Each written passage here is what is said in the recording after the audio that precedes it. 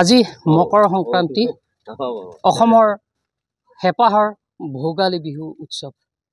এই মুহূৰ্তত সকলোৱে মেজি জ্বলাই অগ্নি সেৱা কৰি বছৰটোলৈ সকলোৰে মংগল কামনা কৰিছে। চিপাঝাৰতো এইদৰে ভোগালী বিহুৰ এই মুহূৰ্তত মেজি জ্বলাই অগ্নি সেৱা কৰিছে চিপাঝাৰৰ বিধায়ক ডক্টৰ পৰমানন্দ ৰাজবংশী পৰিয়ালসহ ইয়াত উপস্থিত আছে ইয়াৰ স্থানীয় ৰাইজ। এয়া চিপাঝাৰৰ দক্ষিণ চুবুৰীৰ এক দৃশ্য, য'ত এটা সুদৃশ্য মেজি সজাই ইয়াতে অগ্নি সেৱা কৰিছে ডক্টৰ পৰমানন্দ ৰাজবংশীৰ সৈতে ইয়াতে স্থানীয় ৰাইজসকলে। আমি তেওঁলোকৰ সৈতে কথা পাতিম।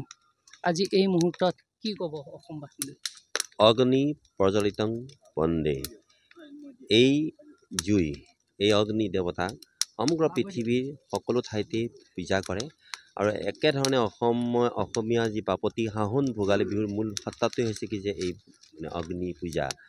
আজি মই এই ধৰণে আমাৰ এই নতুন যিটো মোৰ বাসস্থান, এই বাসস্থানৰ পৰাই আমাৰ সকলো ৰাইজৰ হৈ, বিশেষকৈ চিপাঝাৰবাসী ৰাইজৰ হৈ সকলো অসমবাসীকে আমাৰ আন্তৰিক শ্ৰদ্ধা আৰু সম্ভাষণ জ্ঞাপন কৰিছোঁ ভোগালী বিহু উপলক্ষে।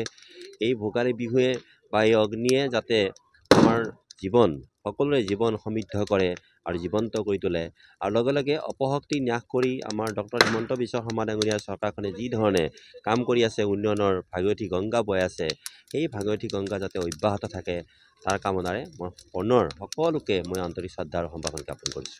নিশ্চয় মোৰ সহযোগীয়ে দেখুৱাইছে এয়া মেজিৰ প্ৰজ্বলিত অগ্নি, যিয়ে নেকি পৃথিৱীৰ সকলো অপশক্তি নাশ কৰক বুলি সকলোৱে কামনা কৰিছে।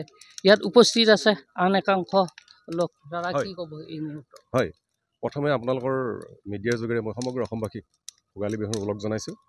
আমি আজি এই উৰুকাৰ অগ্নি পূজাৰ কাৰণে মেজিৰ সন্মুখত গোট খাইছোঁ। ইতিমধ্যে আপোনালোকে দেখিছে মেজিৰ জুই ধুনীয়াকৈ জ্বলিছে।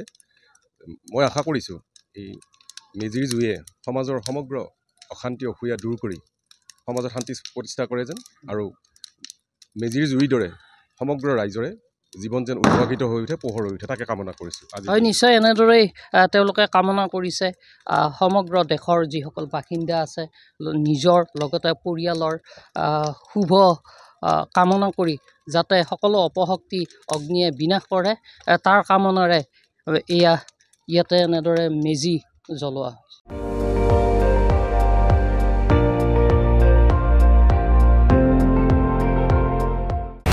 আপুনি চাই আছে ND24, সৰ্বশ্ৰেষ্ঠ নহয় সৰ্বোত্তমৰ দৌৰা।